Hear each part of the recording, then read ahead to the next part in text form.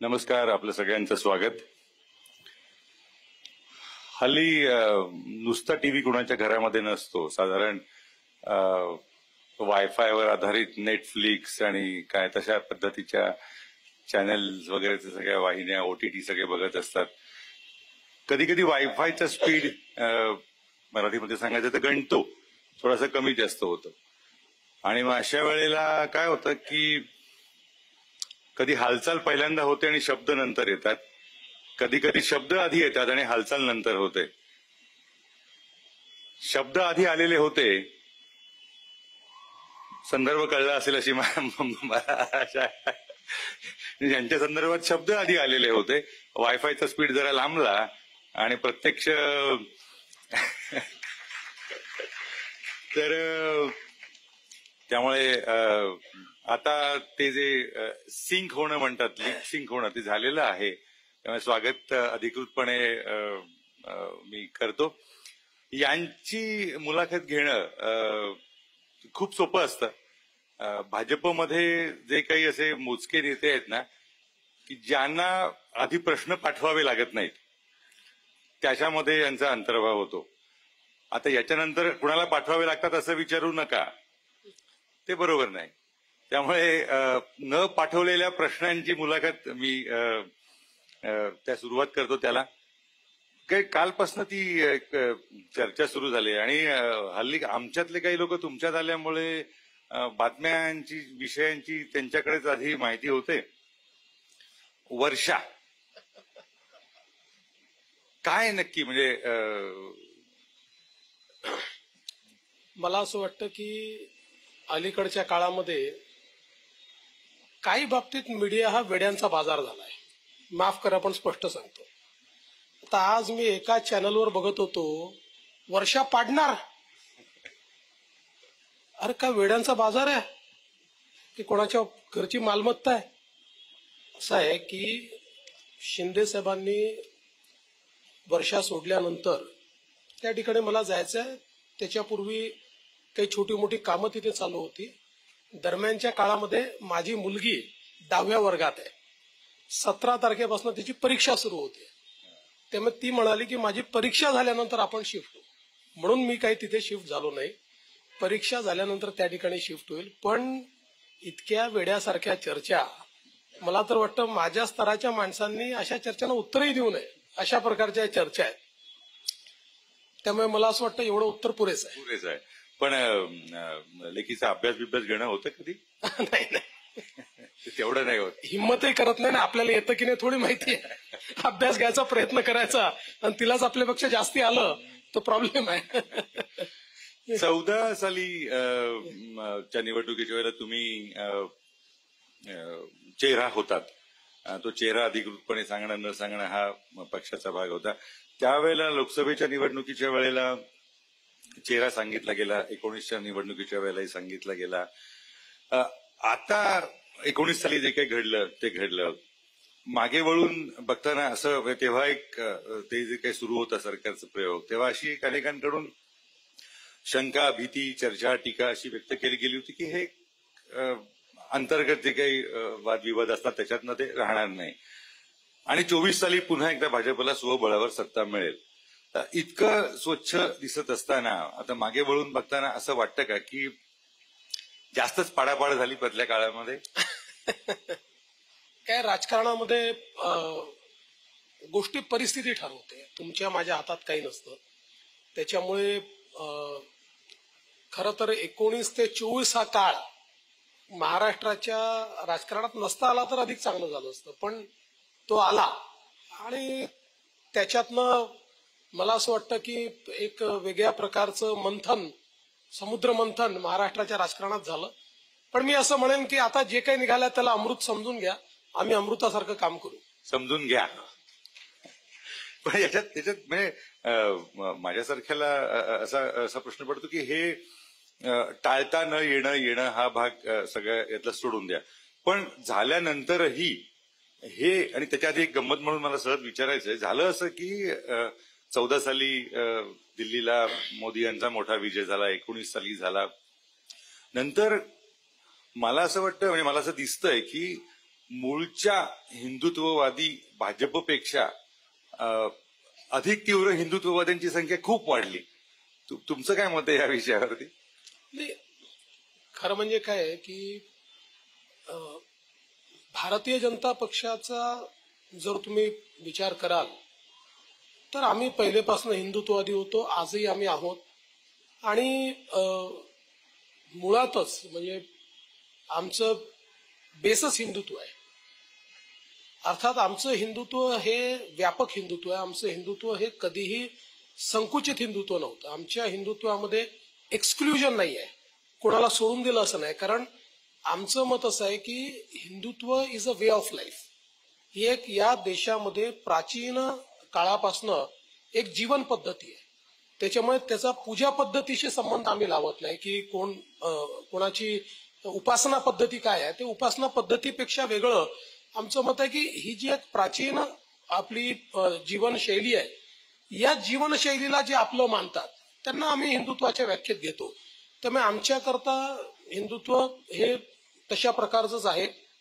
आणि शेवटी आमचा जो विचार आहे म्हणजे राष्ट्रीय स्वयंसेवक संघातनं त्या विचाराने प्रेरितून वेगवेगळ्या क्षेत्रामध्ये काम करणारे आम्ही लोक आहोत.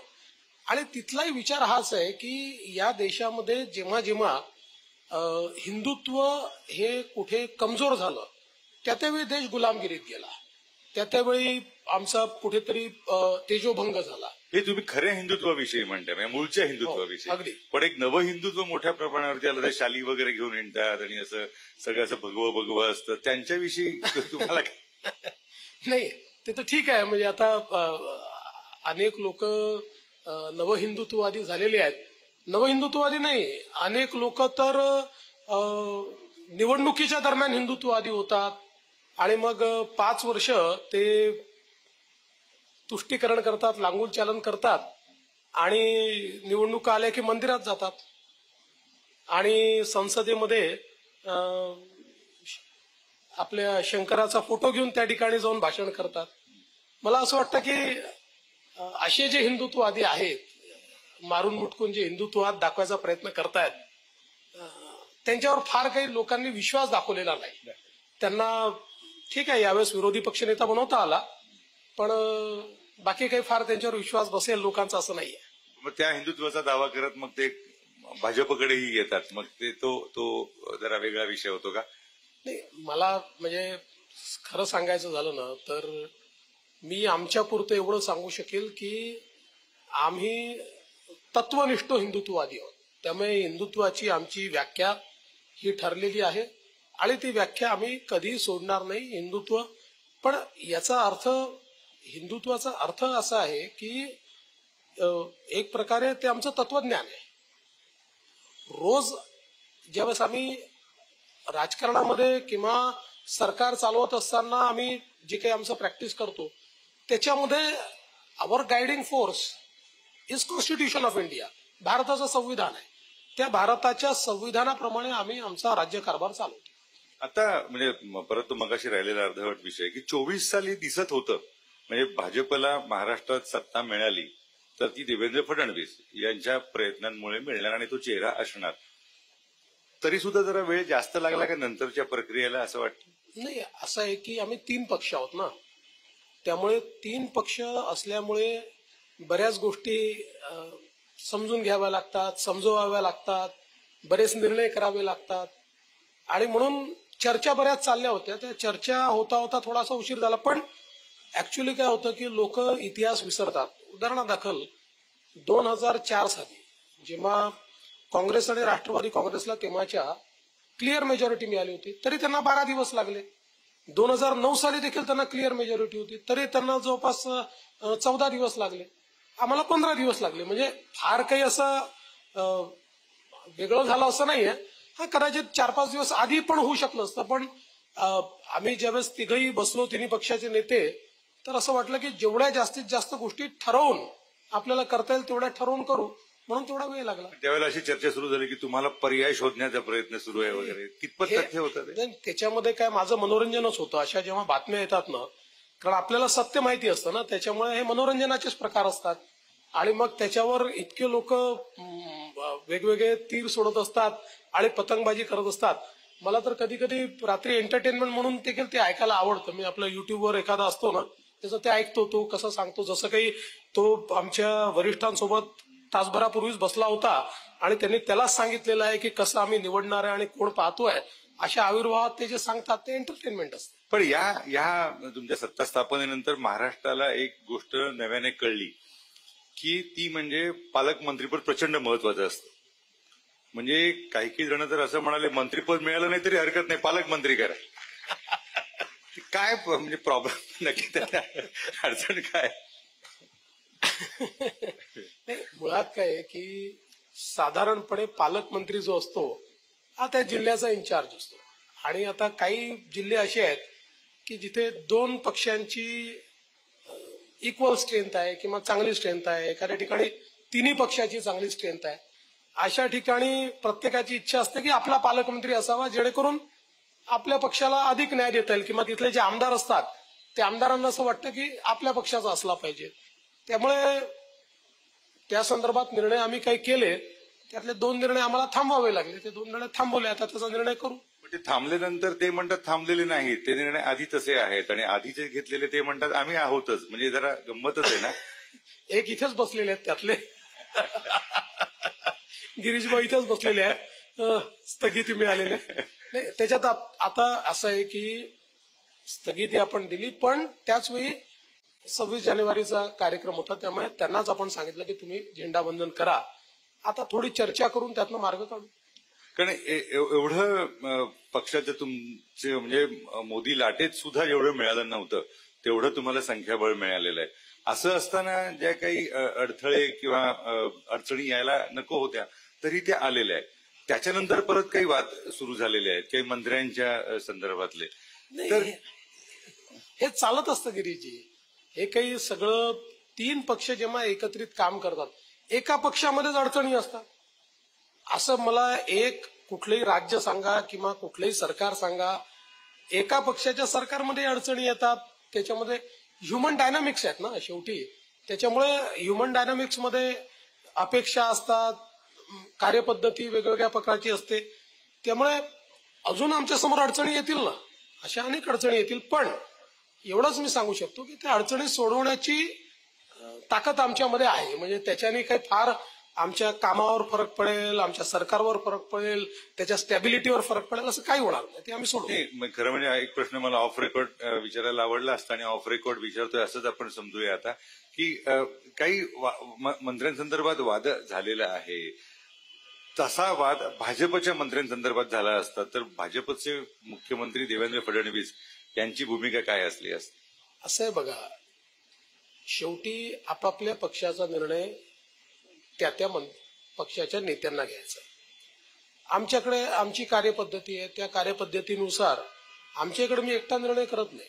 आमच्याकडे आमचं कोर कमिटी असते, आमच्याकडे आमचं पार्लमेंटरी बोर्ड असतो. त्यामुळे एखादी अडचण आली तर त्यांच्या सल्ल्याने आपण निर्णय घेत असतो. पण हे होत असताना मला काय वाटतं की शेवटी राजकारणामध्ये प्रत्येकाला वाटतात तसे निर्णय होत नाहीत. ती वस्तुस्थिती आधारित निर्णय असतात आणि कुठलाही निर्णय घेत असताना आता लगेच घ्या असा निर्णय देखील घेता येत नाही. कारण तुम्हाला सगळ्या बाजूंचा विचार करावा लागतो. त्याच्यातनं आपण पुढे काय म्हणजे एक प्रकारे हे क्रिएट करणार, लिगसी क्रिएट करणार आहोत त्याचा विचार करावा लागतो. म्हणून मला असं वाटतं की माझ्या पक्षातला निर्णय घेताना मी निश्चितपणे माझ्या कोर कमिटीशी बोलून जो काही निर्णय घ्यायचा तो घेईन.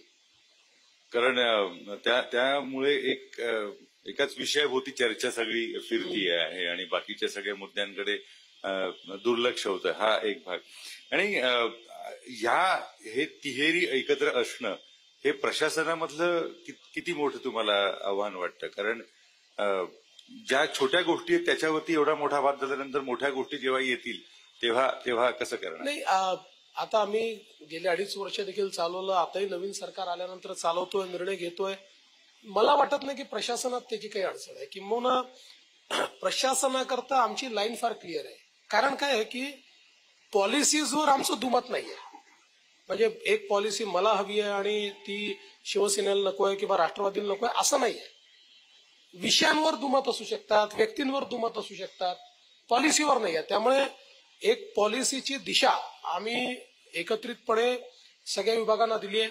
100 दिवसांचा कार्यक्रम हा आम्ही प्रत्येक विभागाला दिलेला आहे. त्या प्रत्येक विभागाचं आम्ही सादरीकरण घेतलेलं आहे. त्यांना त्याचे टार्गेट्स दिलेले आहेत. त्याच्यामुळे ते विभाग ते टार्गेट्स कंप्लीट करतायत आणि त्याच्यामध्ये तिन्ही पक्षाचे जे मंत्री आहेत किंवा सरकारमधले आम्ही तिन्ही नेते आहोत, आम्ही त्याच्यावर लक्ष ठेवून आहोत. त्यामुळे त्यात कुठे अडचण नाही आम्हाला.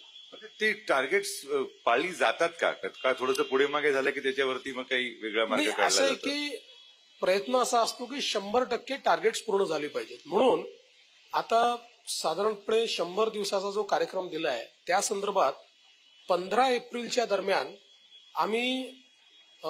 आता आम्ही काय 100 दिवसात प्रत्येक विभागाने ठरवलंय ते तर आम्ही सगळ्यांना सांगितलेलं आहे. त्यातलं काय अचीव केलं त्यांनी. सो आम्ही एक असा रिपोर्ट हा जनतेसमोर मांडू की 100 दिवसात काय अचीव करायचं होतं आणि त्यातलं काय अचीव करू शकलो. तर त्यातनं एक अकाउंटेबिलिटी असेल. म्हणजे केवळ कार्यक्रम द्यायचा म्हणून कार्यक्रम नाही आहे, तो कार्यक्रम अचिव्हेबल कार्यक्रम आहे. आणि एक त्याच्या पाठीमागे व्यवस्था देखील आम्ही लावलेली आहे की त्याचं मॉनिटरिंगही आम्ही करतो आणि एक फायनल अहवाल देखील आम्ही देऊ की 100 दिवसात या 10 गोष्टी ठरवल्या होत्या, यातल्या या 10 गोष्टी केल्या, 9 गोष्टी केल्या, 8 गोष्टी केल्या, करू. हे करत असताना राजकारण किती म्हणजे हा मुद्दा किती महत्वाचा असतो? कारण तुमच्या तर 3 पक्षांचं सरकार आहे, पण त्यातला एक पक्ष तुम्ही भावनिक भागीदार आहे आणि एक व्यावहारिक भागीदार आहे. त्याच्यामुळे ती प्रेम आणि व्यवहार हा जरा गडबडीचा मुद्दा होतो का? नाही, असं काही गडबड होत नाही. काय आहे की म्हणजे माझ्या सोबतचे जे दोन्ही नेते आहेत ते सीझन नेते आहेत. त्याच्यामुळे त्यांनी राजकारण खूप वर्ष पाहिलंय, वर्षानुवर्ष सरकारमध्ये काम केलेलं आहे. त्यामुळे सरकारच्या क्षमता काय आहेत आणि सरकारच्या मर्यादा काय आहेत या दोन्ही गोष्टी माहिती आहे. आणि त्याच्या पलीकडे एक मला असं वाटतं अंडरस्टँडिंग असतं. आता अजितदादा असतील किंवा शिंदे साहेब असतील, या दोघांसोबत मी दीर्घकाळ काम केलेलं आहे. त्याच्यामुळे त्यांना माझा स्वभाव माहिती आहे, मला त्यांचा स्वभाव माहिती आहे, किंवा एक प्रकारचं अंडरस्टँडिंग आहे. सो फार काही त्याच्यात अडचणी आहेत असं मला वाटत. ते सगळं म्हणजे माध्यमाचीच निर्मिती असते का की ते रागावलेत, रुसलेत, बैठकीला नाही आले? उदाहरण सांगतो की काल बैठक होती. काल बैठकीच्या आधी मला शिंदे साहेबांचा फोन आला की वहिनींच्या काही टेस्ट करायच्या आहेत, त्याच्यामुळे मला उशीर होईल, तर मी उशीर राहण्यापेक्षा या बैठकीला अनुपस्थित राहिलं चालेल. म्हटलं काय हरकत नाही. ते अनुपस्थित राहिले. तर ते अनुपस्थित राहिल्याबरोबर न्यूज चालल्या शिंदे साहेब नाराज. आता मी बघा, गमतीचा भाग आहे, पण साधारणपणे शिंदे साहेबांचा चेहरा गंभीर असतो. तुम्ही 90% जर बघितलं तर शिंदे साहेबांचा चेहरा गंभीर असतो. आता तो आधी मुख्यमंत्री असतानाही गंभीर होता, आताही तो गंभीर आहे. पण आता तेच फोटो त्यांचे दाखवून हसतच नाहीत, हे नाराजच आहेत, असं रोज चालतं. आता काय करावं त्यांनी, हा प्रश्नच आहे ना. त्यांना मी सांगावं लागेल की तुम्ही आता असं चेहऱ्यात असं काहीतरी लावून घ्या हसण्याचं, तर शक्य नाही. प्रत्येकाची एक आपली पद्धत असते, कार्यपद्धती असते, प्रत्येकाची पर्सनॅलिटी असते. तशी त्यांची एक धीरगंभीर पर्सनॅलिटी आहे. आणि शिवसेनेत असूनही धीरगंभीर राहिले हा एक महत्वाचा भाग आहेच ना, त्यांचा यश आहेच ना. त्याच्यामुळे तो राजकारण हा मुद्दा काही दुर्दैवाने टाळता येत नाही. पण याच्या पुढे जाताना म्हणजे एक पुलंचं फार सुंदर ओळ आहे, सुंदर मी होणार. म्हणजे जाताना काहीतरी मी एक सुंदर मी करून ठेवलेलं असेल. तसं आता जी 5 वर्ष लांबली, ती 2024-2019ला यायला हवं ते आलं नाही. तर त्या काळात राहिलेली कामं आणि आता नवीन आव्हानं हे तुम्ही तुमच्या डोळ्यासमोर काय ठेवता? मला असं वाटतं की एक महाराष्ट्राचा रोडमॅप हा माझ्या डोळ्यासमोर आहे आणि आम्ही तिघेही तो शेअर करतो. आणि मला असं वाटतं की महाराष्ट्र हे देशाचं ग्रोथ इंजिन आहे. आज आपण बघितलं तर ऍब्सोल्यूट टर्म्समध्ये $500 ट्रिलियनचा मार्क महाराष्ट्राने पार केलाय. इतर सगळी राज्य त्या मनाने बरीच मागे आहे. म्हणजे देशातली पहिली $1 ट्रिलियन इकॉनॉमी महाराष्ट्र बनू शकतो.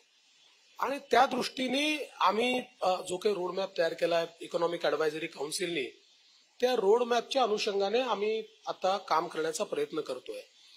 बेसिकली 2-3 गोष्टी मला निश्चितपणे या ठिकाणी सांगाव्या असे वाटतात की एक तर आपण पुन्हा एकदा एक ट्रस्टेड FDI डेस्टिनेशन म्हणून किंवा इन्व्हेस्टमेंट डेस्टिनेशन म्हणून we have regained our position. आता देशामध्ये आपण खूप पुढे आहोत आणि कदाचित हे वर्ष तर आपण एक नवीन रेकॉर्ड तयार करू, कारण पहिल्या 6 महिन्यामध्ये मागील वर्षाच्या 90% इन्व्हेस्टमेंट ही ऑलरेडी आपल्याकडे आलेली आहे. आपण डावोसला देखील बघितलं असेल तर खूप मोठ्या प्रमाणात जवळपास आपण 16 लाख कोटीचे करार त्या ठिकाणी करू शकलो आणि त्यातला कुठलाही करार तुम्ही मला विचारा, मी तुम्हाला सांगू शकतो की तो फिजिबल आहे. म्हणजे तो असा कुठला कोणाशी करायचे म्हणून करार केलेला नाही. त्याच्यावर मला माहिती आहे तो प्रश्न येणार आहे, पण त्याच्यावर मी बोलीनच, तुम्ही प्रश्न विचाराल त्यावेळी. तर एक प्रकारे इन्व्हेस्टमेंट डेस्टिनेशन म्हणून आज कसं असतं की जेव्हा एक लोकांना स्ट्रॉंग सरकार दिसतं, आता लोकांना माहिती आहे की महाराष्ट्रातलं सरकार हे मजबूत सरकार आहे की आता 5 वर्ष हलणार नाहीये. त्याचा परिणाम असा आहे बघा की मोठ्या प्रमाणात सगळ्या प्रकारचे इन्व्हेस्टमेंट्स आपल्याकडे खूप मोठ्या प्रमाणात येत आहेत. तर आमचे उद्योग मंत्री देखील या ठिकाणी ते देखील सांगू शकतील, असा एकही दिवस नाही की ज्या दिवशी आमचं उद्योजकांसोबत इंटरॅक्शन नाही आणि आम्ही काही ना काही नवीन त्यांच्यासोबत करत नाहीये. दुसरं आपला एक मेजर पुश हा इन्फ्रास्ट्रक्चरला आहे. मला असं वाटतं की मागच्याही काळामध्ये म्हणजे 14 ते 19 आणि आता गेल्या 2-2.5 वर्षामध्ये इन्फ्रास्ट्रक्चर हे एक आपलं मेजर पोर्शन राहिलं की ज्याच्यामध्ये आपण चांगलं काम करू शकलो. आणि आताही तुम्ही जर बघितलं असेल जसं वाढवण सारखं पोर्ट, आता वाढवण पोर्ट हे बंदर जवळपास महाराष्ट्राला इतर राज्यांच्या 10-15 वर्ष पुढे नेईल. कारण JNPT पोर्टमुळे आज एक आपली प्रायमसी आहे. आपण मुंबई जी काही आर्थिक राजधानी आहे त्यात एक मोठं JNPT पोर्टचा हिस्सा आहे आणि JNPT पोर्ट पेक्षा 3 पट मोठा आणि 20 मीटर डीप ड्राफ्ट असलेला हा पोर्ट आहे. म्हणजे जगातली सगळ्यात मोठी जी नाव आहे, नौका आहे, ती तिथे येऊ शकते. त्यामुळे आपण एक न्यू मॅरिटाईम पॉवर म्हणून त्या ठिकाणी आता तयार होतोय. आणि मला हे सांगितलं पाहिजे की कामाच्या पद्धतीतला बदल काय आहे, तर वाढवणचा पोर्ट हा 1992 साली आपण सोडून दिला होता की आता डहाणू नॅचरल एरियाच्या संदर्भात सुप्रीम कोर्टाने दिलेल्या निर्णयामुळे हा पोर्ट होऊ शकत नाही आणि आपण अबंडन केलं होतं. मी मुख्यमंत्री झाल्यानंतर मी एक कमिटी तयार केली आणि मी त्यांना म्हटलं की डहाणूचा उपयोग फक्त राईट ऑफ वे म्हणून आपण करतोय, तर let us find out a new right of way. आणि आम्हाला त्याचा न्यू राईट ऑफ वे मिळाला. आपल्याला डीप सी पोर्ट करता येतो. त्यामुळे सी मधनं आपण जर राईट ऑफ वे काढला तर हा पोर्ट आपल्याला करता येईल. तो राईट ऑफ वे आम्ही शोधला, आम्ही केंद्र सरकारकडे गेलो आणि केंद्राने आता त्याला मान्यता दिली. त्याचं काम देखील आपण सुरू केलं. त्यामुळे मला असं वाटतं की या एका पोर्टमुळे पुढच्या 20 वर्षाची आपली जी अर्थव्यवस्था आहे ती अर्थव्यवस्था अतिशय मोठ्या प्रमाणात त्याला चालना मिळेल. त्यामुळे पोर्ट्स असतील, एअरपोर्ट्स असतील किंवा रस्ते असतील, याचं एक मोठं जाळं हे आपण तयार करतो. आता वाढवण पोर्ट आहे. आता वाढवणच्या आसपास तर आपण एक मोठं इंडस्ट्रियल क्लस्टर तयार करूच, पण आता मी घोषणा केली की नाशिक सारखा आपला एक भाग आहे की ज्याला वाढवणची कनेक्टिव्हिटी जर आपण दिली तर 100 किलोमीटरमध्ये नाशिकहून 2-2.5 तासामध्ये पोर्ट कनेक्टिव्हिटी मिळेल. आज जसं पूर्वी आपलं जे काही इंडस्ट्रियल मॅग्नेट होतं हे मुंबई आणि पुणे होतं किंवा MMR रिजन होतं, आज नवीन इंडस्ट्रियल मॅग्नेट आपण समृद्धी महामार्ग आणि DMIC मुळे संभाजीनगर करू शकलो. आता संभाजीनगर आणि जालना हे जर आपण बघितलं तर EV मध्ये हुज हू हे सगळे तिथे गेले. म्हणजे टोयोटा देखील तिथे गेलं. एक कम्प्लीट नवीन इकोसिस्टम तिथे तयार झाली. तिसरं आपलं मॅग्नेट तयार झालं नागपूर आणि गडचिरोली. म्हणजे ज्या प्रकारचं इन्व्हेस्टमेंट नागपूर, गडचिरोली वगैरे सगळ्या भागात आलं, या सगळ्या याच्यामध्ये नाशिकची जॉग्रफी अशी आहे की ते खरं या ट्रायंगलचा एक महत्वाचा भाग होऊ शकतो. आणि नाशिकमध्ये झालंही आहे, पण जेवढ्या मोठ्या प्रमाणात होऊ शकलं असतं ते होऊ शकलं नाही. पण आता वाढवण पोर्टची थेट कनेक्टिव्हिटी आपण दिल्यानंतर मी असं म्हणतो की नेक्स्ट डेस्टिनेशन जे आहे पुढच्या 3-4 वर्षामध्ये ते नाशिक बनणार आहे. तसंच धुळे जे आहे, धुळ्यामध्ये नरडाणा वगैरे हा जो एरिया आहे, या एरियामध्ये आता इतक्या मोठ्या प्रमाणात कनेक्टिव्हिटी तयार केली, पाण्याची उपलब्धता केली. आता जवळपास 10-15 हजार कोटी रुपयाची इन्व्हेस्टमेंट तिथे येते. त्यामुळे आता लिमिटेड जॉग्रफीमध्ये फक्त म्हणजे ज्याला आपण आयलँड्स म्हणतो अशा प्रकारचे इन्व्हेस्टमेंट आयलँड्स नाही आहेत, तर सगळ्या महाराष्ट्राच्या कानाकोपऱ्यामध्ये हे आयलँड तयार होत आहेत किंवा हे इन्व्हेस्टमेंट येते. आणि याचं मेजर कारण आपण जे इन्फ्रास्ट्रक्चर तयार करू शकलो ते इन्फ्रास्ट्रक्चरमुळे. म्हणून आम्हाला आता हे सगळं इन्फ्रास्ट्रक्चरचं जे काम आहे नेक्स्ट लेवलला न्यायचं आहे. ते अजून आम्ही पुढे नेणार आहोत. मागच्या काळामध्ये जसं शक्तीपीठ महामार्गात काही लोक विरोध करतात, आम्ही त्याची चर्चा करू, पण माझं मत आहे की शक्तीपीठ महामार्ग हा ठीक आहे की आपल्या श्रद्धा केंद्रांना जोडणार आहे, पण तेवढ्यापुरतं तो मर्यादित नाहीये. मराठवाड्याला एक नवीन इकॉनॉमिक कॉरिडॉर, जसा समृद्धी हा विदर्भापासनं मराठवाड्यापासनं तर कोकणापर्यंत इकॉनॉमिक कॉरिडॉर तयार झालेला आहे, तसं हा मराठवाड्याचा एक इकॉनॉमिक कॉरिडॉर हा या शक्तीपीठ एक्सप्रेसवेमुळे तयार होणार आहे. सो मला असं वाटतं की याच्यावर आमचा भरपूर भर आहे की ज्यातनं इन्व्हेस्टमेंट सगळीकडे जावी, जॉब ऑपॉर्च्युनिटीज तयार व्हाव्यात आणि त्यातनं आपल्या अर्थव्यवस्थेला चालना मिळावी. आणि हे सगळं करत असताना एक अजून भर आम्ही जो मोठ्या प्रमाणात दिलाय तो टेक्नॉलॉजीवर दिलेला आहे. आणि मला असं वाटतं की आपण हळूहळू टेक्नॉलॉजी कॅपिटलकडे चाललेलो आहोत, कारण आता विशेषतः डेटा सेंटरमध्ये आता देशाची 65% डेटा सेंटर कॅपॅसिटी ही आपल्याकडे तयार झाली. आता पुन्हा डावोसला अमेझॉननी, मायक्रोसॉफ्टनी सगळ्यांनी जवळपास त्यांनी मिळून जर आपण विचार केला क्युम्युलेटिव्ह तर 1,00,000 कोटी रुपयाची गुंतवणूक त्या ठिकाणी होते. आणि त्यामुळे जीसीसीज करता आता आपल्याकडे एक मोठी इकोसिस्टीम तयार झाली आहे.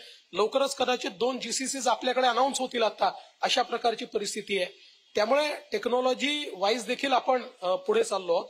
आणि आपल्याला माहिती आहे की सगळ्यात महत्वाची गोष्ट की what we lost to Bangalore and Hyderabad in early 2000s, कारण आपल्या इथे इन्फ्रास्ट्रक्चरची कमतरता होती, फार किमती वाढल्या, त्यामुळे तिकडे शिफ्ट झाले. पण आता जो लेटेस्ट रिपोर्ट स्टार्टअपचा आला, स्टार्टअप इंडियाचा, त्या रिपोर्ट प्रमाणे आता देशाचं स्टार्टअप कॅपिटली महाराष्ट्र झालं. इन ऍब्सोल्यूट नंबर सर्वात जास्त स्टार्टअप महाराष्ट्रामध्ये आणि ऍब्सोल्यूट इन्व्हेस्टमेंट देखील आता सगळ्यात जास्त इन्व्हेस्टमेंट महाराष्ट्रामध्ये आहे. त्यामुळे आता देशाचं स्टार्टअप कॅपिटल हे बँगलोर नाही, ते हैदराबाद नाही, ते महाराष्ट्र झालेलं आहे. सो मला असं वाटतं की ही जी अपॉर्च्युनिटी आपल्याकडे आहे हिच्यावर आपल्याला कशा प्रकारे काम करता येईल हा आमचा प्रयत्न आहे. याचाच एक भाग म्हणून थोडं माझं उत्तर वाढतंय, पण तरी सांगतो की आता आपण नदीजोड प्रकल्प हातामध्ये घेतलेले आहेत. हे नदीजोड प्रकल्प याकरता महत्वाचे आहेत की हे 4 नदीजोड प्रकल्प झाल्यानंतर महाराष्ट्राचा जो 52% भाग अवर्षण प्रवण आहे किंवा दुष्काळग्रस्त आहे, यातला बहुतांश भाग हा बागायती होणार आहे. महाराष्ट्रामध्ये शेती करता आणि उद्योगाकरता मोठ्या प्रमाणात पाणी मिळेल आणि गोदावरीचं जे खोरं तुटीचं आहे त्या खोऱ्यामध्ये हे पाणी गेल्यामुळे अख्खा मराठवाडा असेल किंवा उत्तर महाराष्ट्राचा भाग असेल किंवा हा जो काही वाद उत्तर महाराष्ट्र आणि मराठवाड्यामध्ये सातत्याने पाण्यावर असतो हा पूर्णपणे संपेल. आणि त्याचवेळी गोसीखुर्दच्या खालून जे 62 टीएमसी पाणी आपण बुलढाण्यापर्यंत आणू, त्यामुळे विदर्भाचा आणि विशेषतः पश्चिम विदर्भाचा एकूण एक जिल्हा पाणीदार होईल. त्यामुळे मला असं वाटतं की हे सगळे ट्रान्सफॉर्मिंग अशा प्रकारचे प्रोजेक्ट हातात घेतले. हे 5 वर्ष या ट्रान्सफॉर्मेशनला आम्ही दिले. नाही, या विषयावर बोलायला तुम्हाला मला माहिती खूप आवडतं. त्याच्याविषयीची मागची एक चर्चा पण मला त्याच्याकडे न्यायचं. तो असं की उद्योजकांना फक्त स्थिर सरकार नको असतं ना, त्यांना फोन कॉल नको असतात, धाडी नको असतात आणि काही जे धक्के दिले जात असतात ते नको असतात, त्यांना हमी असते.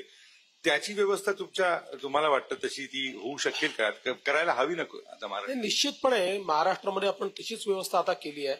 उदाहरणादाखल आजच आम्ही आमचं जे एक पोर्टल आहे मैत्री नावाचं की जे उद्योग विभाग चालवतं, याचा सेकंड व्हर्जन आम्ही आता आज त्या ठिकाणी गो लाईव्ह केलेलं आहे. आता हे व्हर्जन काय आहे तर आम्ही कायदा तयार केला आणि कायद्याने या मैत्री कक्षाला सगळ्या डिपार्टमेंटचे अधिकार दिले आहेत. म्हणजे उदाहरणादाखल एखाद्या डिपार्टमेंटची एनओसी हवी आहे तर आता जो उद्योजक आहे त्यांनी कुठल्या डिपार्टमेंटला जायचं नाही, त्यांनी मैत्री कक्षाला फक्त ऑनलाईन अर्ज करायचा आहे. आणि या मैत्री कक्षाला कायद्याने आम्ही ओव्हर रिचिंग अधिकार दिलेले आहेत की समजा एखाद्या डिपार्टमेंटने जर अडवणूक केली तर त्या डिपार्टमेंटला ओव्हररूल करण्याचे अधिकार देखील आता मैत्री कक्षाला आम्ही दिलेले आहेत. त्यामुळे एंड टू एंड आम्ही आता ही सगळी सिस्टीम ऑनलाईन आणलेली आहे, फेसलेस केलेली आहे आणि एक ट्रॅकिंग सिस्टीम त्याच्यामध्ये आहे. म्हणजे एखाद्या उद्योजकांनी परमिशन मागितल्यानंतर त्या उद्योजकाला नेमकी कोणाकडे आता त्याची फाईल आहे हे देखील त्याच्या पोर्टलवरच त्याला पाहता येईल. त्याच्यामुळे कुठेही कोणी अडवणूक केली आहे याचं एक अकाउंटेबिलिटी देखील राहील. आणि या सगळ्या सेवा ज्या त्याच्यावर आणलेल्या आहेत त्या आम्ही नोटिफाय करून सेवा आम्ही कायद्याच्या अंतर्गत नोटिफाय केलेल्या आहेत. त्यामुळे त्याला समजा काही ग्रीव्हन्स असेल तर ची दाद मागण्याचा अधिकार देखील आम्ही ठेवलाय. याच्यासोबत आम्ही आता विशेषतः आपल्या अनेक ठिकाणी जे जुने इंडस्ट्रियल इस्टेट्स आहेत या ठिकाणी काही गुंडगिरी देखील पाहायला मिळते. काही लोक थोडं ब्लॅकमेलिंगचा प्रयत्न करतात. या संदर्भात आम्ही पोलिसला 0 टॉलरन्स सांगितलेला आहे. कारण मी सभागृहात ते बोललो आणि प्रांजळपणे बोललो की या ज्या सगळ्या गँग्स आहेत त्या जो सत्तेत असतो त्याच्या पक्षात प्रवेश करतात. त्या काँग्रेस राष्ट्रवादी असेल तर त्यांच्या पक्षात करतात, सेना असेल तर त्यांच्या पक्षात करतात, बीजेपी असेल त्यांच्या पक्षात करतात आणि मग त्या ठिकाणी जाऊन दादागिरी करतात. दादागिरी म्हणजे त्यांचं म्हणणं असतं आम्हाला काम द्या. ते ठीक आहे, काम द्या हे एक वेळ मान्य करू शकतो. तिथले लोकल पोरं लागतात. आम्ही म्हणतो त्या रेटमध्ये द्या, आम्ही म्हणतो तसं द्या, कंत्राट द्या. तर ते आता या गोष्टी काही म्हणजे सहन केल्या जाणार नाही. म्हणून त्याही संदर्भात आपण जो काही आपले पोलीस विभाग आहे त्याला एकदम त्याच्यामध्ये 0 टॉलरन्स पॉलिसी तयार केलेली आहे. आणि आमचा प्रयत्न आहे, मी आता जवळपास सगळ्या एसपीजला सीपीजला सांगितलंय की जिथे इंडस्ट्रियल इस्टेट आहे त्यांनी महिन्यातनं एकदा जाऊन त्यांच्याशी चर्चा केली पाहिजे. आणि मी त्यांना हे सांगितलंय की शेवटी इंडस्ट्रियल स्वतःचं नाव नाही येऊ देणार ना, त्याला उद्याला त्या लोकांना फेस करायचं आहे. त्यामुळे सिस्टीम त्यांनी उभी केली पाहिजे की ज्यातनं फेसलेस पद्धतीनं किंवा नाव न टाकता त्यांना त्यांचा ग्रीव्हन्स हा देता आला पाहिजे. सो मला असं वाटतं की ही एक फार चांगली व्यवस्था आपण उभी करतो आहोत आणि ती जवळपास उभी केलीच आहे. आणि म्हणूनच हा जो काही इन्व्हेस्टमेंटचा फ्लो आपल्याला दिसतो आहे हा फ्लो यामुळेच दिसतोय. नाही, एक जबाबदार माध्यमकर्मी म्हणून मला त्याचं मनापासून स्वागत करायला आवडेल. त्या तुम्ही हे जे सांगितलं त्याचे तात्पर्य 2 निघतात, ते बरोबर आहेत का सांगा. एक म्हणजे उद्योगपतींना जी खरोखरच हवी असते ती सिंगल विंडो व्यवस्था अंमलात येते आहे किंवा आली आहे, हा त्याचा अर्थ हे बरोबर का? एकदम करेक्ट आहे. कारण जेव्हा हे पोर्टल आम्ही तयार केलं त्यावेळेस मी सांगितलं होतं की एक विंडो उघडायची आणि आतमध्ये 10 दरवाजे ठोठवायचे असं नको. सिंगल विंडो ही सिंगल विंडोच असली पाहिजे. म्हणून आधी बॅकवर्ड इंटिग्रेशन केलं आणि बॅकवर्ड इंटिग्रेशन करून ही आम्ही सिंगल विंडो तयार केलेली आहे. त्यामुळे ही 100% सिंगल विंडो असेल. आणि दुसरा प्रश्न ते याच्याच अनुषंगाने उद्योगासाठी महत्वाचा आहे आणि अधिक तपशिलात त्याची चर्चा करायची गरजच नाहीये. महाराष्ट्राच्या उद्योगपतींना सगळ्यात मोठी कटकट, धमकी, भीती, दरारा हे जे तुम्ही सगळं वर्णन केलं त्याला एक चांगला शब्द इंग्रजीचा आधार घ्यायचा झाला तर पॉलिटिकल एक्स्टॉर्शन, ते थांबेल याची हमी तुम्हाला द्यायला आवडेल का? 100% पॉलिटिकल एक्स्टॉर्शन होणारच नाही. थांबेल काय? पॉलिटिकल एक्स्टॉर्शनचा विषय नाही. बघा शेवटी काय असतं की तुम्ही कशा प्रकारचा ऍटमॉस्फिअर तयार करता त्याच्यावर या गोष्टी असतात. सो कोणालाही राजकीय दृष्ट्या आशीर्वाद हे मिळणारच नाहीये. त्याच्यामुळे खूप पॉलिटिकल एक्स्टॉर्शन होतं असं मी म्हणत नाही, ते नव्हतं. पण काही प्रमाणात एक मिडिल लेवलचे काही नेते हे धंदे करत होते. म्हणून मी तर सांगितलं, मी स्पष्टपणे सांगितलं की ते वेगवेगळ्या पार्ट्यांमध्ये घुसून हे धंदे करतात. पण 100% काय झालं तरी त्यांना आशीर्वाद मिळणार नाही. हे मला असं वाटतं की इथे काही उद्योजक वर्गातले असतील त्या सगळ्यांनाच ते आश्वासक वाटेल. या सगळ्याला आव्हान कुठलं असू शकतं? आपण शेवटच्या 2-3 प्रश्नांकडे जाऊया. गेले काही वर्ष महाराष्ट्रामध्ये जातींमधले संघर्ष, विग्रह किंवा त्याच्यातले मतभेद हा मुद्दा मोठ्या प्रमाणावरती ग्रासतोय. त्याचा थेट संबंध फडणवीस मुख्यमंत्रीपदी येणं इथपासून असू शकतो, म्हणजे हा वेगळा विषय झाला. या आव्हानाला सामोरं जाण्यासाठी तुमच्या समोर काय पर्याय उपलब्ध आहेत? आणि कारण याच्यामुळे झालंय असं वातावरण प्रचंड बिघडलेलं आहे. काही भागांमध्ये तो अगदी टॅक्सी रिक्षा घेतली तरी तो बसणाऱ्याला जात विचारतो, इतकी परिस्थिती महाराष्ट्रामध्ये आलेली आहे. तर हा महाराष्ट्र कसा म्हणजे दुरुस्त कसा करणार? नाही, तुम्ही म्हणालात हे खरं आहे की जी मध्यंतरीच्या काळामध्ये परिस्थिती महाराष्ट्रात तयार झाली होती आणि काही प्रमाणात आताही ती आहे, ही काही महाराष्ट्राकरता चांगली स्थिती नाही. म्हणजे इतक्या मोठ्या प्रमाणात आपण जातीमध्ये विभाजित होणं आणि विशेषतः म्हणजे त्यातली दुःखाची गोष्ट ही आहे की गावगाड्यामध्ये वर्षानुवर्ष जे लोक सोबत राहिले तेही एकमेकाच्या समोर आपल्याला आलेले दिसतात. पण मला असं वाटतं की आताच्या परिस्थितीमध्ये शेवटी प्रत्येकाच्या काही अपेक्षा आहेत, त्या अपेक्षा पूर्ण करण्याच्या दृष्टीनं काही काम देखील काही लोक करतायत, काही लोक राजकारण देखील करतात अशा गोष्टींमध्ये. पण या निवडणुकीने असं माझं मत आहे की या निवडणुकीने या संघर्षाला एक उत्तर दिलेलं आहे आणि जनतेने हे सांगितलेलं आहे की ठीक आहे, म्हणजे प्रत्येकाला आपल्या समाजाचं उत्थान करण्याचा अधिकार आहे आणि त्याबद्दल मांडण्याचा अधिकार आहे आणि प्रत्येकाची ती अपेक्षा देखील आहे. हे सगळं असलं तरी त्याच्या पलीकडे जाऊनही महाराष्ट्र आहे आणि त्याच्या पलीकडे जाऊन महाराष्ट्राकडे आम्ही बघतो हे जनतेने या मॅन्डेटमधनं दाखवलेलं असं माझं मत आहे. जे काही मॅन्डेट आम्हाला दिलेलं आहे त्यातनं ते दिसलेलं आहे.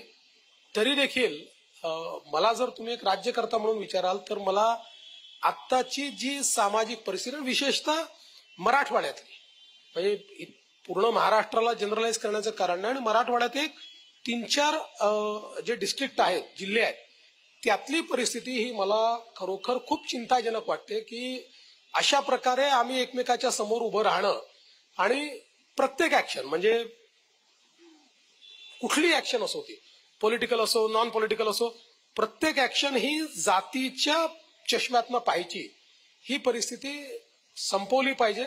त्याकरता विशेष प्रयत्न सगळ्यांना करावे लागतील. कदाचित आम्ही कमी पडत असू तर माध्यमांना देखील ते करावे लागतील.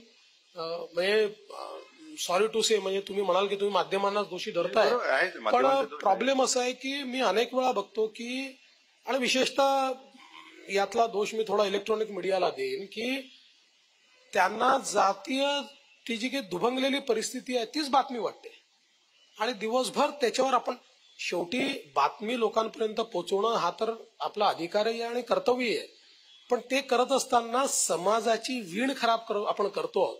आपली जबाबदारी पण आहे ना, म्हणजे कुठला अँगल दाखवायचा, आपल्या हाती आहे कुठला अँगल दाखवायचा.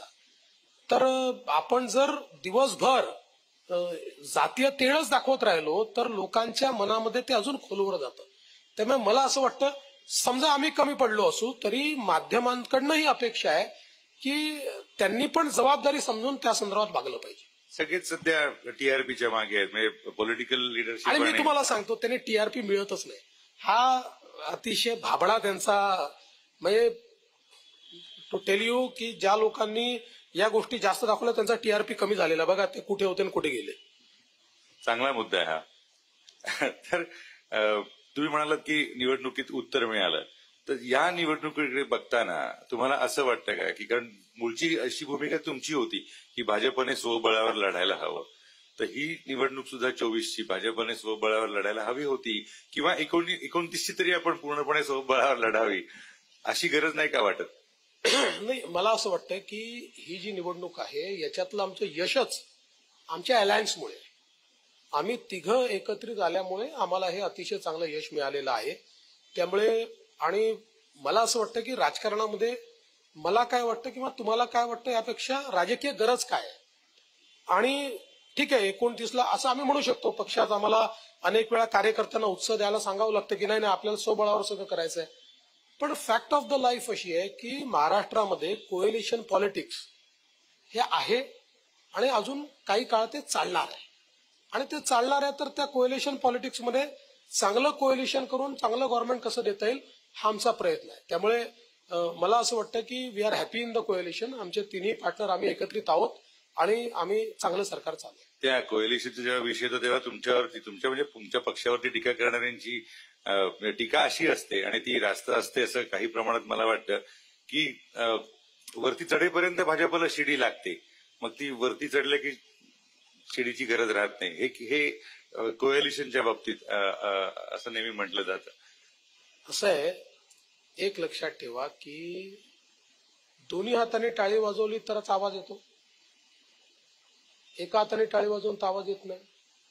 आमच्या कोएलिशन पार्टनरचा आम्हाला फायदा होत असेल तर आमचा त्यापेक्षा जास्त किंवा तेवढाच फायदा त्यांनाही होतो. म्हणजे आम्हालाच एकट्याला फायदा होतो आणि कोएलिशन पार्टनर बिचारे झाले असं कधीच नसतं. त्यांच्याही वाढीमध्ये त्यांच्याही कार्यामध्ये आमचा फायदा त्यांना होत असतो. ही म्युच्युअल रिलेशनशिप आहे. त्याच्यामुळे आता ही म्युच्युअल रिलेशनशिप आजपर्यंत तुम्ही बघा, भाजपच्या इतिहासामध्ये बघा, भाजपमुळे एखादं कोएलिशन तुटलं असं कधीच झालं. कोएलिशन पार्टनर्सने कधी वेगळी भूमिका घेतली, अटलजींच्या काळात घेतली, कधी मोदीजींच्या काळात घेतली, कधी त्यांना अचानक म्हणजे आमच्यासोबत आयडिओलॉजिकली म्हणजे इतके दिवस राहिल्यानंतर 5-5, 10-10 वर्ष अचानक त्यांना म्हटलं की आमची आयडिओलॉजी खराब आहे आणि म्हणून ते आमच्याकडनं निघून गेले. सो आमच्याकडनं आम्ही हे कधी केलं नाही. भारतीय जनता पार्टी आता म्हणजे मी तुम्हाला एक उदाहरण सांगतो की बिहारमध्ये ज्यावेळेस मी स्वतः बिहारचा प्रभारी होतो मागच्या निवडणुकीमध्ये बिहारच्या, आणि आम्ही घोषणा केली होती की आम्ही नितीशजींच्या नेतृत्वात लढतो आणि आमचे मुख्यमंत्री नितीशजी असतील. निवडणूक झाली, निवडणुकीत आम्हाला 80 जागा मिळाल्या, त्यांना 42 जागा मिळाल्या. त्यानंतर मी नितीशजींकडे गेलो आणि नितीशजींना सांगितलं की बाबा आता आपल्याला सरकार तयार करायचं आहे, त्यामुळे काय फॉर्म्युला असेल वगैरे आपल्याला चर्चा करायची आहे. नितीशजी मला असं म्हणाले की देवेंद्रजी मला 40च जागा मिळाल्या आहेत, त्यामुळे मला आता हे रास्त वाटत नाही की मी मुख्यमंत्री व्हावं, त्यामुळे मी मुख्यमंत्री होऊ शकत नाही. मी त्यांना म्हटलं हा निर्णय तर मला घेता येत नाही, तुम्ही प्रधानमंत्र्यांशी बोला, ते निर्णय करतील. त्यांनी प्रधानमंत्र्यांना फोन लावला. प्रधानमंत्र्यांनी त्यांना सांगितलं की नितीशजी आम्ही अशी घोषणा केली नव्हती की कोणाच्या सीट येतील याच्या आधारावर आम्ही ठरवू.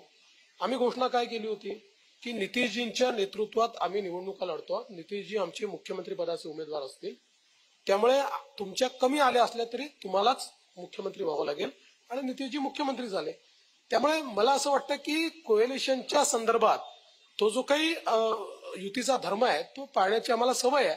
आता कधी कधी अडचणी येतात आणि समोरच्यांनाही येतात, म्हणजे आम्हाला सोडून जाणारे सगळे चूकच असतात असं माझं मत नाही आहे.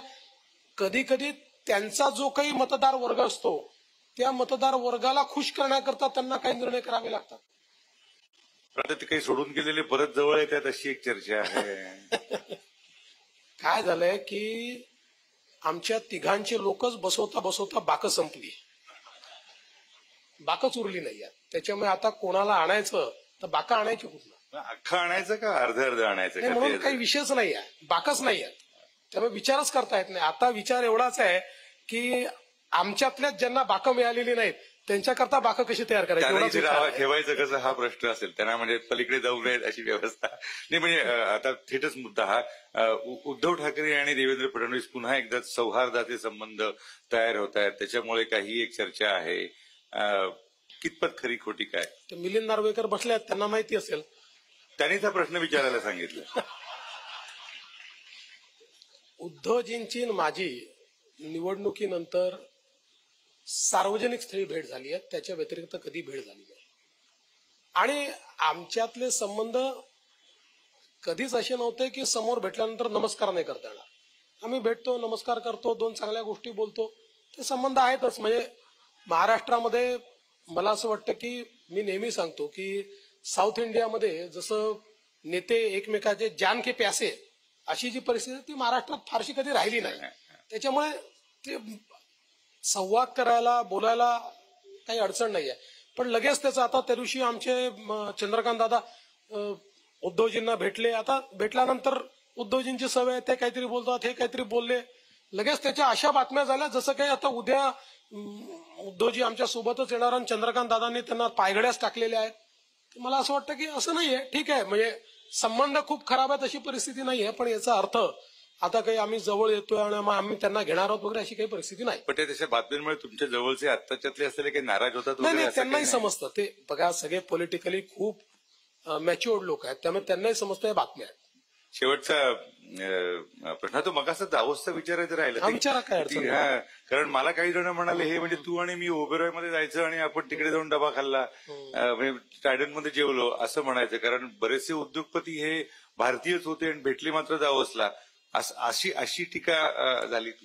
पहिली गोष्ट अशी आहे की जे लोक हे म्हणाले ते जेव्हा डावोसला गेले होते तेव्हा भारतीय उद्योगपतीच होते त्यांच्यासोबत साईन करणारे, आणि त्यांनी सह्या केलेले करार जर तुम्ही बघितले तर त्याच्यात एफडीआय पण नाहीये.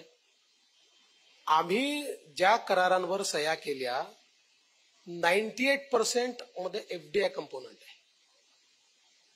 आणि डावोस एक प्लॅटफॉर्म आहे, त्यामुळे डावोस जेव्हा तिथे वर्ल्ड इकॉनॉमिक फोरम होतो ते वर्ल्ड इकॉनॉमिक फोरमला जोडून सगळ्या जे काही ग्लोबल कंपनीज असतात या आपल्या बोर्डच्या मीटिंग तिकडे घेतात, त्या सगळ्या कंपन्यांचे प्रमुख तिथे आलेले असतात.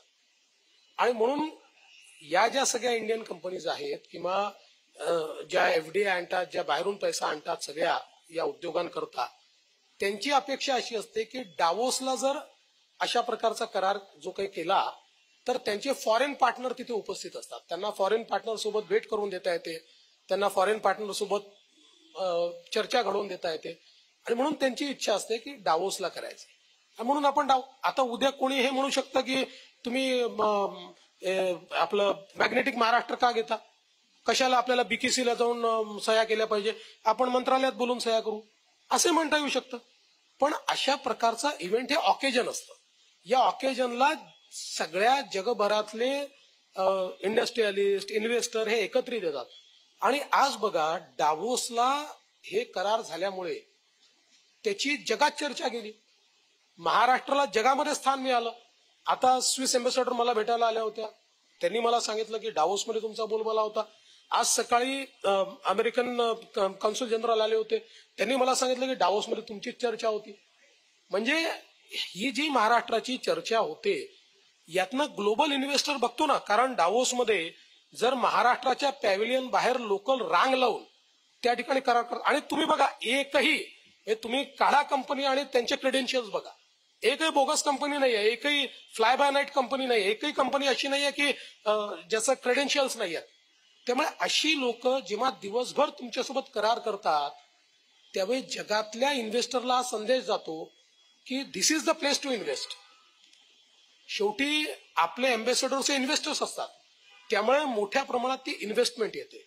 आणि म्हणून मला असं वाटतं की अशा प्रकारची टीका करणं हा मूर्खपणाचं लक्षण मी म्हणणार नाही, कमी माहितीचं लक्षण आहे. अधिक माहिती घेतली तर जास्त चांगली टीका करता येईल. टीका तर करायचीच आहे, पण ही गुंतवणूक प्रत्यक्षात येणार, एमओयूज आहेत नाही, 100% येणार. आणि बघा काय आहे की महाराष्ट्राचा आणि देशातला फरक सांगतो की देशामध्ये जे एमओयूज होतात त्याच्या कन्व्हर्शनचा रेशिओ हा 35 to 45% आहे. महाराष्ट्रामध्ये हिस्टॉरिकली हा 65% आहे. आणि आमच्या काळात जर तुम्ही बघितलं तर तो 85% आहे. सो 85 to 90% कन्व्हर्शन होतं, जे कन्व्हर्शन एखादा होत नाही असंही होतं कधी कधी. त्यात कधी स्ट्रक्चर बदलतं, कधी आता जसं मागच्या काळामध्ये एक आमचं फार मोठी, मी नाव नाही शकणार नाही, पण चायना परिस्थिती उभी झाली आणि आमची ती इन्व्हेस्टमेंट थांबून गेली, कारण सप्लाय चेन त्या ठिकाणी थांबली. सो मला असं वाटतं की या सगळ्या इन्व्हेस्टमेंट, आणि आम्ही नुसतं एमओयू करून थांबलो नाहीये, आम्ही त्याचा एक स्पेशल सेल उघडलेला आहे.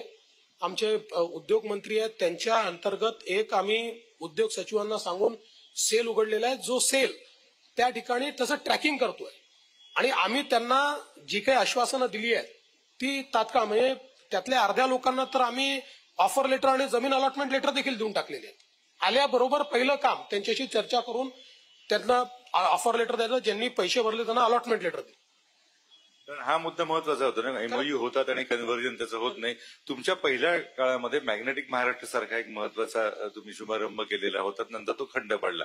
तशी काही महाराष्ट्राचं एकंदर राजकीय पातळीवरती, आर्थिक पातळीवरती देशस्तरीय प्रतिमान संवर्धन व्हावं यासाठी तसं काही निश्चितपणे आम्ही करू. म्हणजे मी तर असं म्हणेन की एक प्रकारे मॅग्नेटिक महाराष्ट्रच आम्ही डावोसला करून टाकला. कारण 16 लाख कोटी रुपयाची इन्व्हेस्टमेंट, तुम्ही जर देशातल्या इन्व्हेस्टमेंट समिट बघितल्या तर फक्त गुजरात आहे की जिथे 23 लाख कोटीच्या इन्व्हेस्टमेंट आल्या, बाकी सगळीकडे 16 लाख कोटीपेक्षा कमी आहे देशातल्या इन्व्हेस्टमेंट समिटमध्ये.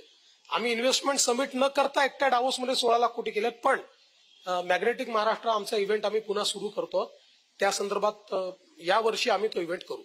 अतिशय ही चांगली घटना ठरेल. पुन्हा एकदा आपल्या सगळ्यांच्या वतीने तुमचे आभार मानतो. आणि एकच शेवटचा मुद्दा, मला वाटतं वेळ संपत आलेली आहे, तो का प्रश्न विचारतो हा संदर्भ अनेकांना कळेल, कारण याच व्यासपीठावरती तुम्ही तुमचं अत्यंत गाजलेलं विधान केलेलं होतं. तर आता ती असं सांगितलं जातं की 3 वर्षांनी तुम्ही दिल्लीला जाणार आणि मग आघाडीच्या पक्षांपैकी पुन्हा कोणाकडे मुख्यमंत्रीपद येणार, काय काय कितपत याविषयीच्या बातम्यांमध्ये आपल्याला किती रुची आहे? मला असं वाटतं, मी नेहमी असं म्हणतो की माध्यमांकडे बातम्या कमी पडल्या की ही बातमी येते मी दिल्लीला जाणार. त्यामुळे असं आहे, माझ्या पक्षाला मला दिल्लीला न्यायचं असतं तर इथे मुख्यमंत्री बनवलं नसतं, दिल्लीला नेलं असतं. नाही, पण तुम्हाला मुख्यमंत्री बनवून दिल्लीला नेण्यामध्ये मोठं अधिक व्यापक स्टेटमेंट आहे ना. मला असं वाटतं की असं मुख्यमंत्री बनवून वगैरे दिल्लीला नेणं असं नसतं. महाराष्ट्राची जबाबदारी मला दिलेली आहे ती मी पूर्ण क्षमतेने पार पाडतोय. जोपर्यंत माझा पक्ष सांगेल तोपर्यंत मी ती पार पाडत राहील. मला पूर्ण विश्वास आहे की आता हे जे काही टेन्युअर आहे ते मी पूर्ण करेन. पूर्ण करेन म्हणजे ऍज अ सीएम. म्हणजे कार्यकाल पूर्ण करेन असं म्हणायचंय का? कार्यकाल. लक्ष पूर्ण करेन असं म्हणायचं? ते लक्ष तर करेनच, कार्यकालही करेन आणि लक्षही करेन. असो, पुन्हा एकदा आपल्या सगळ्यांच्या तर्फे मनपूर्वक आभार, धन्यवाद. प्रदीर्घ मुलाखत बऱ्याच काळानंतर तुम्ही दिली. धन्यवाद.